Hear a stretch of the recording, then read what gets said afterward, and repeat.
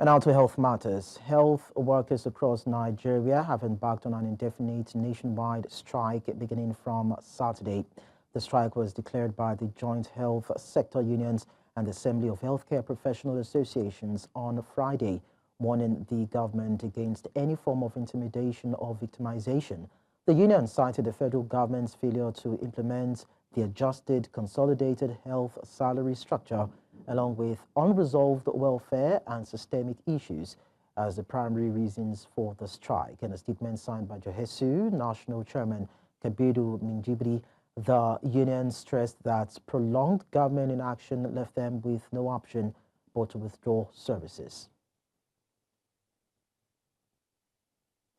And now I'm joined by a former president of the Pharmaceutical Society of Nigeria, Olumide Akintayo, who would definitely be sharing more details with us as regards the industrial action in the nation's health sector. Mr. Olumide, thank you so much for joining us. So, given your years, about 15 approximately, based on what we understand, of your involvement in JOHESU leadership, what specific systemic problems in Nigeria's health sector do you believe have actually persisted the longest? Well, thank you very much for having me.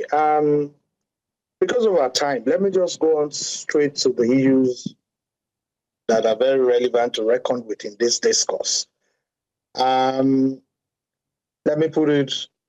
say straight away that this is probably the longest demand in the history of the organized labor in Nigeria. You did say when you tried to introduce me, I've been part of the JOHESU leadership for some 15 or more years now. And these stems from an existing MOU in 2009 that there are two major salary scales in the health sector, CONES and CONMES. CONES is the one that covers the value chain of over 95% of the entire healthcare workforce. So it covers pharmacists, laboratory scientists, and indeed all other health workers apart from physicians who are on CONMES. The standing MOU reflects a spirit such that once you tinker with any of these salary scales, you must deal with the other one in equal measure. And sometimes on January 2014, government adjusted CONMES. Government went further to have further adjustments in 2017, in 2018. Now that makes 3 adjustments and nothing's been done with this CONES scale. We've tried to be reasonable, we've tried to be civil by putting in place the finest tenets of normative civility. But it's been to no avail.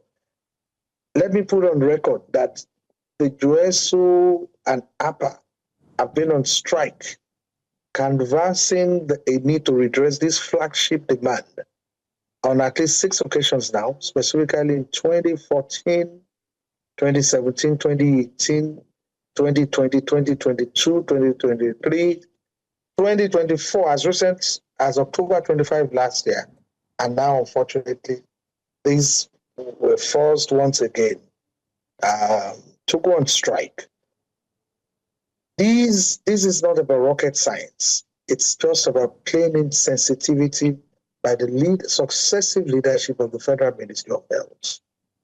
In one dispensation, a former Minister of Health, deliberately in 2017, deliberately breached protocol, the protocol of handling matters of this nature. Rather than send the relevant documents through the budget office, he decided to transmit it straight to the presidency. And of course, he sabotaged it. But more recently, in contemporary times, what they call a high-level body in government has come up and reviewed the cost implications of CONES scale, the adjustment of CONES, and they have released the figures which have been forwarded to the Office of the Director General of the Budget Office since 2022. Ridiculously government kept coming up with one excuse or the other. This matter is supposed to be referred to what they call a presidential committee on salaries and all that.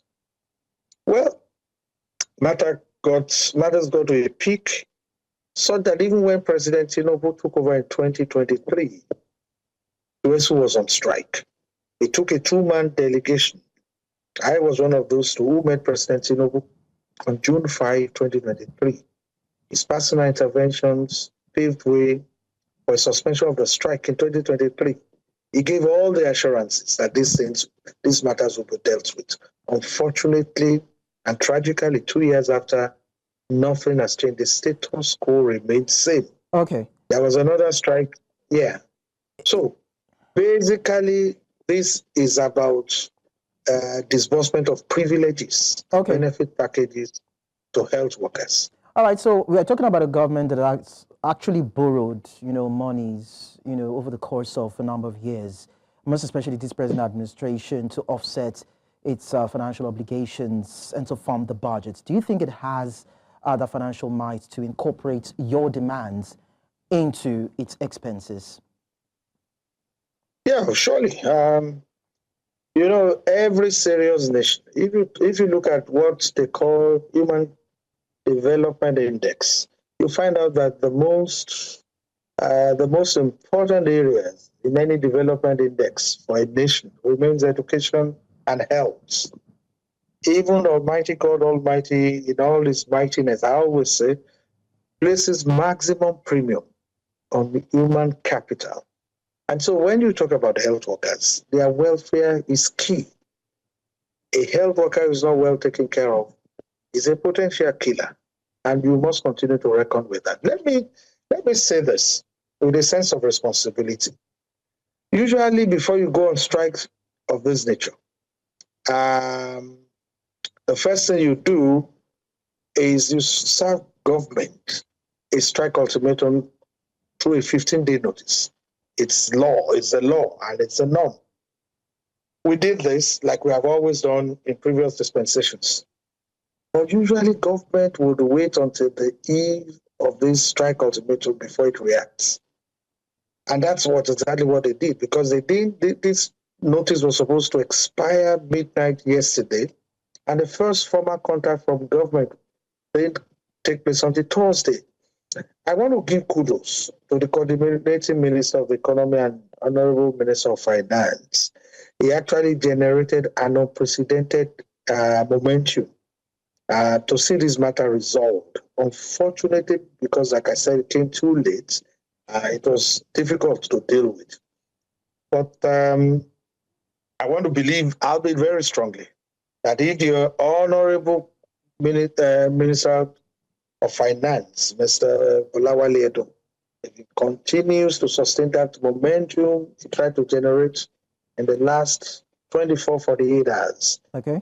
there is really no reason why we cannot put this matter behind us in the matter of this, as a matter of fact. Okay, so in the interim, pending when this matter will be resolved, are there any stopgaps, mechanisms to cater for those who might currently be needing health services during the course of your strike?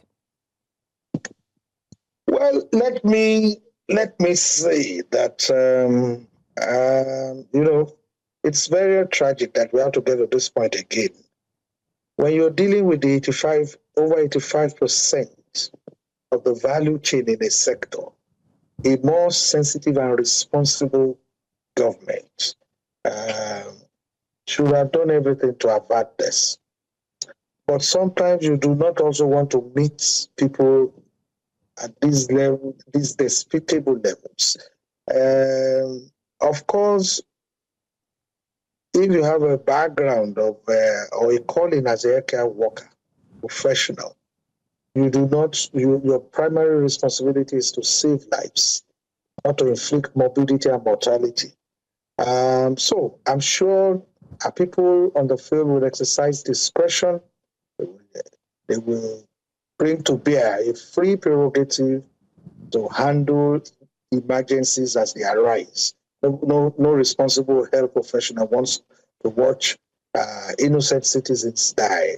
Okay. I do just appeal to Nigerians to bear with these misnomer, this unfortunate development. All right. So Like I expressly, said earlier, Olumide, expressly, just in a minute or two, or probably in a sentence or two, what will bring an end to this industrial action? I just said that. I said that earlier. The Honorable Minister of Finance and Coordinating Minister of the Economy generated a momentum. The momentum I'm talking about was that in practical terms, could see at least one senior government official who did not want this to happen, who promised to do everything possible to redress the demand of JOHESU.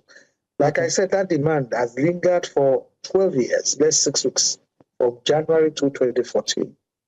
And once this flagship demand is dealt with, I believe we can be on the way to restoring normalcy in the health sector. For how long do you think this strike will last? Because we don't know when the government will respond. It's an indefinite strike. Okay. So there's no timeline. But like I said, the most important thing is to attend to the demands. Okay. Once that is done, I believe that we can move on. Nobody takes joy in putting other people in discomfort. It's not godly. So nobody's going to do that. Nobody's trying to do that. We hope, and we have made it very clear in our communications with government, our doors are open to consultations, to negotiations. And I really, as an individual, pray that this is done away with in the shortest possible time. Yeah, we hope that this gets resolved early enough, most especially for those who are in need of health services or health care at this particular time under your watch. Thank you so much, Olumide Akintayo, for sharing these details with us. And thank you so much for having me.